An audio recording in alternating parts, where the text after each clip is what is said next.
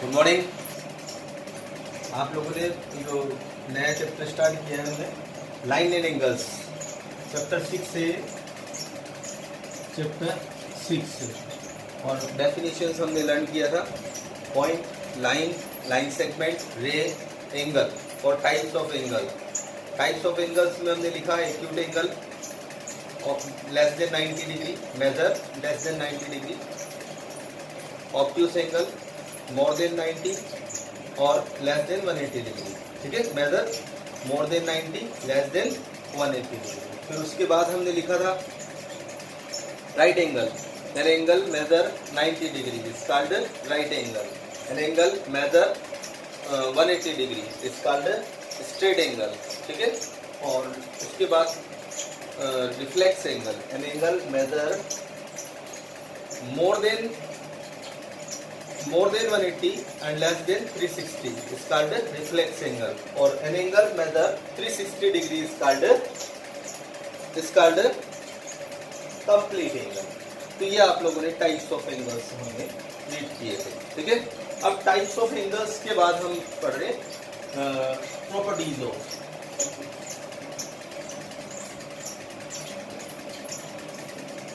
Angles.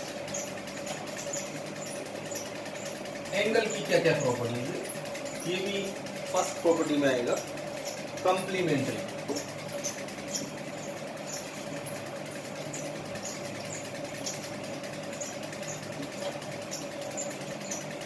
Complementary angles, कोई से भी टू एंगल्स है उनका सम, जैसे एक मान लो 30 डिग्री और एक 60 डिग्री, ये 60 और ये 30, दोनों का सम AOB और COD,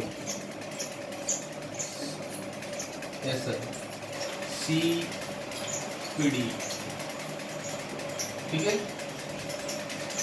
तो ये टू एंगल्स है, इनका सम अगर 90 डिग्री होता है तो इनको बोलते हैं सप्लीमेंट्री कंप्लीमेंट्री एंगल। क्या बोलते हैं इनको? Complementary angle. अगर टू एंगल्स का सम 90 डिग्री है तो उसको बोलते हैं कंप्लीमेंट्री एंगल। अब किसी का भी कंप्लीमेंट ऑफ गिवन एंगल निकालना है तो फार्मूला क्या होगा? पहले डेफिनेशन लिखेंगे फिर उसके बाद लिखेंगे complement of given angle is equal to 90 minus angle. ठीक है, गिवन कोई सा भी एंगल दिया हो उसको आप माइनस कर दीजिए। जैसे मान लो 60 है हमारे पास एक एंगल, तो उसका कंप्लीमेंट क्या होगा? उसका कंप्लीमेंट होगा 90 माइनस 60 मीन्स 30। दोनों का सम कितना होना चाहिए? दोनों का सम होना चाहिए 90 डिग्री। तो अगर एंगल 60 है तो उसका कंप्लीमेंट जो है वो कितना है? 90 माइनस 60 और वो हो जाएगा 30 डिग्री। तो आप लोगों का फार्मूला हो गया 90 माइनस गिवन एंगल, जो गिवन है उसका कंप्लीमेंट निकालना है हमको। जैसे मान लो 60 डिग्री है तो 60 का कंप्लीमेंट आ गया 30, और 30 डिग्री दे रखा है तो उसका कंप्लीमेंट आ गया कितना आ जाएगा? 60 डिग्री। तो इस तरीके से हम यहाँ पे complementary angle.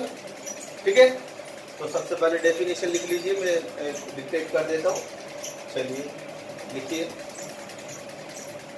An angle the sum of two angles is 90 degree. The sum of two angles is 90 degree is called complementary angle. The sum of two angles is 90 degree is called complementary angle. ठीक है, और उसका complement निकालना ही है आपको। फिर दूसरा है सेकेंड है सप्लीमेंट्री।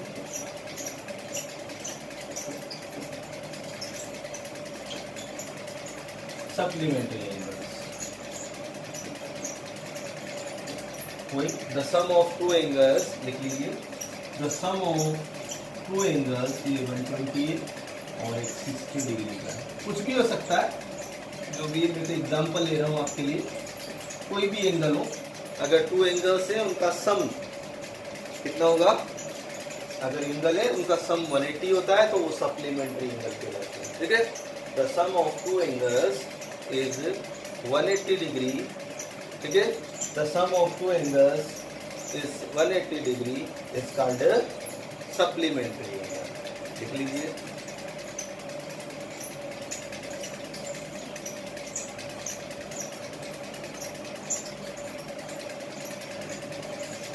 ठीक है। और सप्लीमेंट ऑफ गिवन एंगल, ये तो सप्लीमेंट्री एंगल है। क्या है ये? सप्लीमेंट्री एंगल, मतलब दो एंगल का सम। अगर इसका आप सप्लीमेंट निकालना है, ठीक है, तो 180 में से माइनस करेंगे, जैसा कि यहाँ पे हमने निकाला था। तो supplement of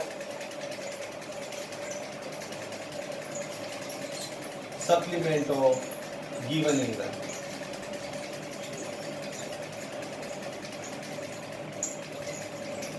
supplement of given angle, तो ये supplement of given angle 180 minus given angle.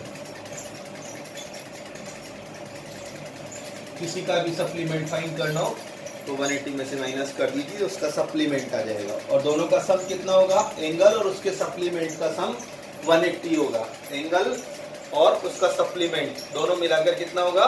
180 degree, ठीक है।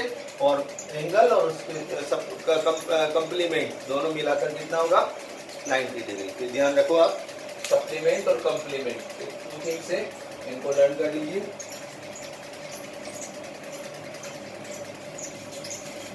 फिर नेक्स्ट डेफिनेशन आती है लीनियर पेयर, ठीक है। लीनियर पेयर पहले एक और डेफिनेशन है एडजेसेंट एंगल्स की, ठीक है।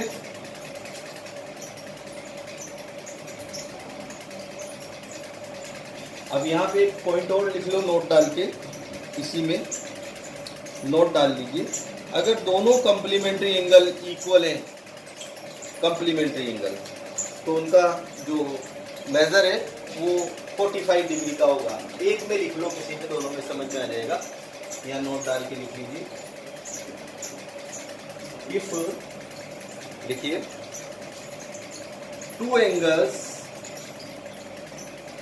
टू सप्लीमेंट्री एंगल्स, वही कॉम्प्लीमेंट्री में भी वही होगा, बस वहाँ 45 हो जाएगा और यहाँ दोनों 90 आ जाएंगे, ठीक है। तो लिखिए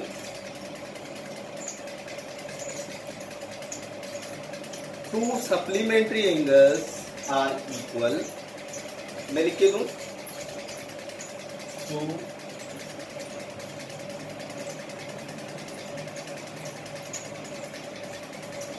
supplementary angles are equal, two supplementary angles are equal, then there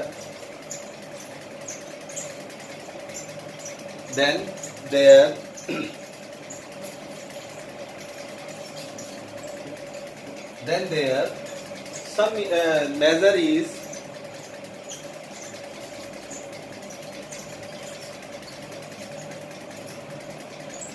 measurement is 90 degree. 90 plus 90 दोनों इक्वल है। कह रहा है two supplementary angles are equal, दोनों इक्वल है। तो एक 90 है तो 180 माइनस 90 करोगे तो 90 आएगा। ऐसे ही कम्प्लीमेंट्री में है तो एक 45 है तो दूसरा भी 45 होगा, क्योंकि 90 माइनस 45 करेंगे तो 45 भी आएगा। तो कम्प्लीमेंट्री हो चाहे सप्लीमेंट्री हो, दोनों में एक ही मेथड है।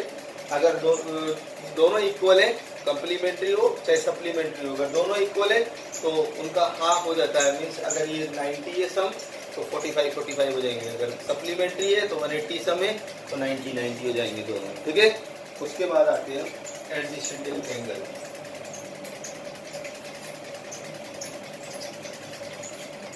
वैसे सब आप लोगों ने 8th क्लास में पढ़े हुए हैं, मैंने ही पढ़ाए हैं आपको। ये सब 8th क्लास के ही है, कोई नया चीज़ नहीं है, वही चीज़ है, ठीक है। थोड़ा उसमें डेफिनेशंस वगैरह हमने नहीं लिखाई होगी पर फिर पहले होगी, ठीक है। तो लिखिए two angles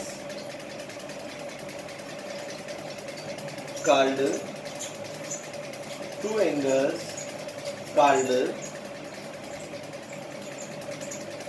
adjacent angles if they have first point डाल के लिखना।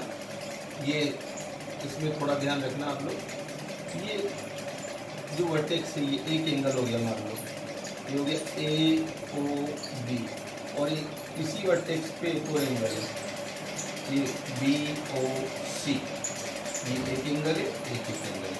तो इसमें आप लोगों को थोड़ा सा समझना है, ये टू डिफरेंट एंगल्स हैं। ये एंगल को जो मेजरमेंट है वो इसको ऐसे डिनोटेट करते हैं, ठीक है। तो लिखिए एडजेसेंट एंगल्स की डेफिनेशन है, टू एंगल्स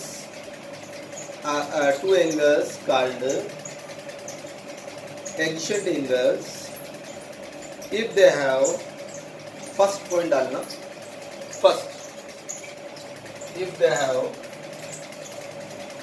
ए कॉमन वर्टेक्स, ये वाली कॉमन वर्टेक्स है दोनों एंगल में, AOB BOC, एक कॉमन वर्टेक्स।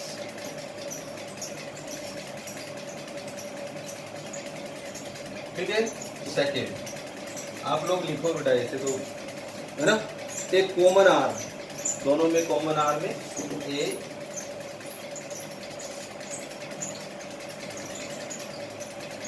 कौन सी कॉमन आर्म है इसमें, कॉमन वर्टेक्स इस वाले एंगल में कॉमन वर्टेक्स से O, और कॉमन आर्म में OB, ठीक है। और इसका थर्ड जो पॉइंट है वो है जो अदर आर्म से, कॉमन आर्म के अलावा, वो इस कॉमन आर्म के आइदर डायरेक्शन में होना चाहिए, एक इधर और एक इधर, ऐसा नहीं हो दोनों एक ही डायरेक्शन में हो, ऐसे नहीं होना चाहिए। एंगल यही है, देखो इधर,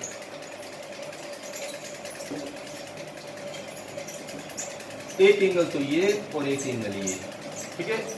सब कुछ वही है, थोड़ा समझने की बात है इसमें, थोड़ा सा समझ लीजिए, सब कुछ वही है, ठीक है। एंगल भी वही है, सब कुछ वही। इसमें एंगल था AOB और BOC, दिख रहा है आपको, AOB और BOC, ठीक है। और इसमें एंगल है AOC और AOB, ठीक है। AOC ये तो ये वाला एंगल है AOC, और ये है AOB और AOC। तो इसमें ध्यान रखना, जब आप एंगल्स को मेजर करते हो तो आप लोग को जो ये जो सर्किल बना के दिया हुआ है, ये आप लोगों को इंडिकेट करेगा कि आप लोगों को कौन सा एंगल गिवन है, ठीक है। तो यहाँ पे एंगल गिवन है AOC और दूसरा है AOB। तो दोनों का अब कॉमन आर्म कौन सा है, देखो नाम से ही पता लग रहा है, इसमें नाम से पता लग जाएगा आपको, एक तो AOB है और दूसरा AOC। तो आप देखो AO दोनों में कॉमन आर्म है, दिख रहा है आपको। और इसमें देखो आप AOB और BOC, तो इसमें कॉमन आर्म है OB या BO, ठीक है, ये कॉमन आर्म है। तो अब जो कॉमन आर्म में वो ये लास्ट जो पॉइंट है वो ध्यान रखते थोड़ा सा लिखना, ये बहुत इंपॉर्टेंट है। जो कॉमन आर्म है वो मिडिल में होना चाहिए, मतलब अदर जो आर्म है एंगल की, कॉमन आर्म के आइदर साइड में होना चाहिए, तब जाके उसको हम बोलते हैं एडजेसेंट एंगल। समझ में आ गया। डेफिनेशन लर्न करने से काम नहीं चलेगा, समझना भी पड़ेगा, ठीक है। ओके, समझ में आ गया क्या, क्या समझ में आया। Two angles are called adjacent angles if they have a common arm, common vertex, common arm, ठीक है। और थर्ड जो है remaining arms at opposite side of common arm. देखिए थर्ड पॉइंट देखिए, remaining arms at opposite side of common arm, ठीक है। जो आप लोग यहाँ देख रहे हो, ये जो कॉमन आर्म है इसमें है AO, और AO के दोनों एक ही डायरेक्शन में है। तो अगर एक ही डायरेक्शन में है तो फिर हम इसको क्या नहीं बोलेंगे। समझ में आ गया कि नहीं आया, आगे क्या समझ में आ गया। तो ये एडजेसेंट एंगल नहीं होगा, ये एडजेसेंट एंगल नहीं है, ये एडजेसेंट एंगल है AOB और BOC, क्योंकि कॉमन आर्म, कॉमन वर्टेक्स से कॉमन आर्म है और जो है दोनों का आइदर साइड में है, ठीक है। तो ये आप लोगों का एक और हो गया। इसमें दोनों डायग्राम बना लेना आप लोग, दोनों डायग्राम, इसमें यस लिखना है, इसमें नो लिखना है। इसमें यस आएगा, ये नहीं नो लिख देना इसमें, it is not a addition angle, ठीक है, it is not a addition angle. क्यों नहीं है? क्योंकि इसमें क्या नहीं है, आइदर साइड में होना चाहिए एंगल के कॉमन आर्म को, वो नहीं है, कॉमन आर्म मिडिल में नहीं है, ठीक है, मिडिल में होना चाहिए था। तो ये डेफिनेशन से एक डेफिनेशन और लिख लीजिए, फिर इनको लर्न करना, फिर हम एक्सरसाइज स्टार्ट करेंगे। तो चलिए नेक्स्ट एक्सरसाइज, नेक्स्ट क्वेश्चन जो डेफिनेशन है वो लिख लीजिए। अब आती है हमारी जो नेक्स्ट है वो है लीनियर पेयर, लाइनियर पेयर, ठीक है, क्या है? Linear pair. तो लाइनियर पेयर का मतलब है कि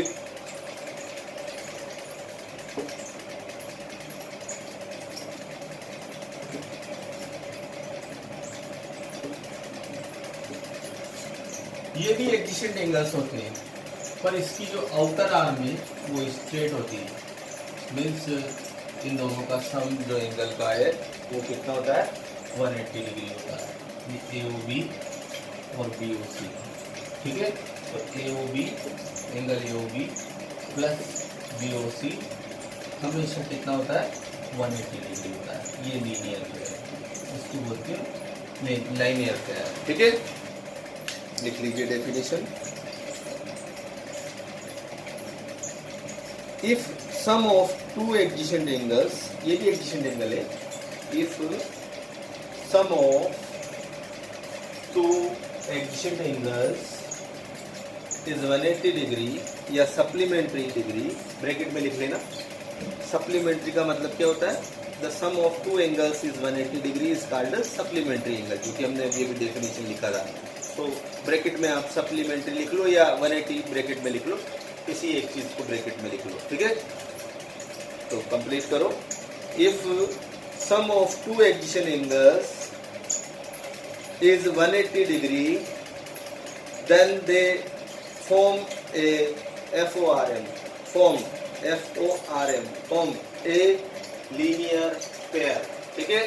अगर टू एंगल्स का सम 180 होता है पर वो एडजेसेंट एंगल्स होने चाहिए, अगर वो अलग अलग एंगल है तो वो सप्लीमेंट्री एंगल कहलाएंगे।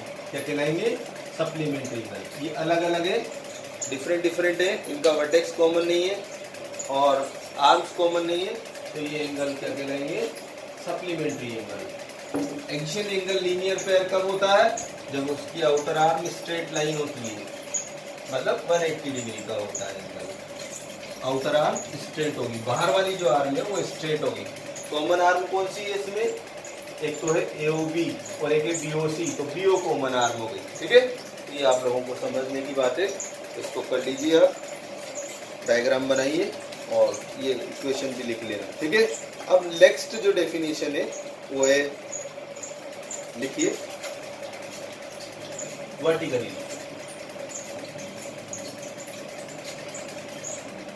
Opposite angle.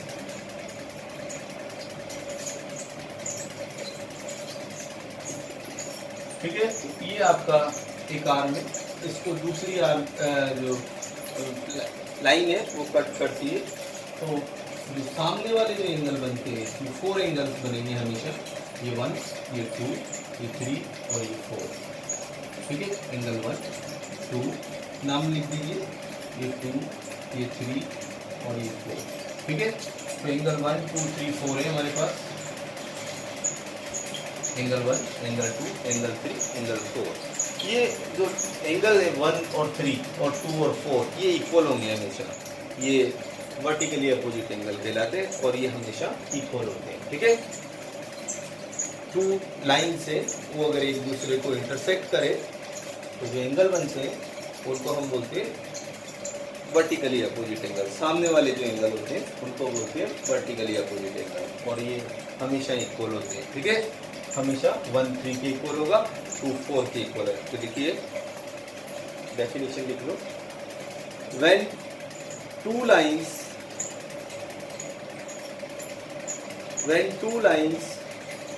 Cross each other at a point, थोड़ी सी आवाज कम है इसलिए आप लोग अच्छे से समझना है इसको, पहले फिर लिख लेना, ठीक है।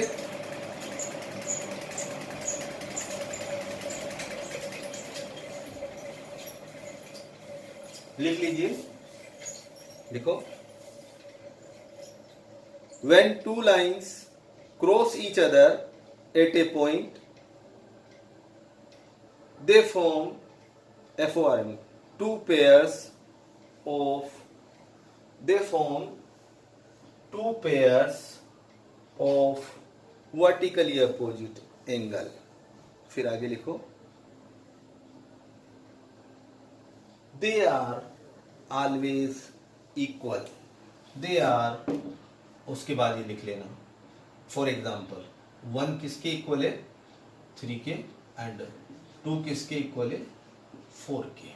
तो आज इतनी डेफिनेशन लर्न करो आप लोग और इसको कंप्लीट कर लो, हम कल एक्सरसाइज करेंगे। Okay, thank you.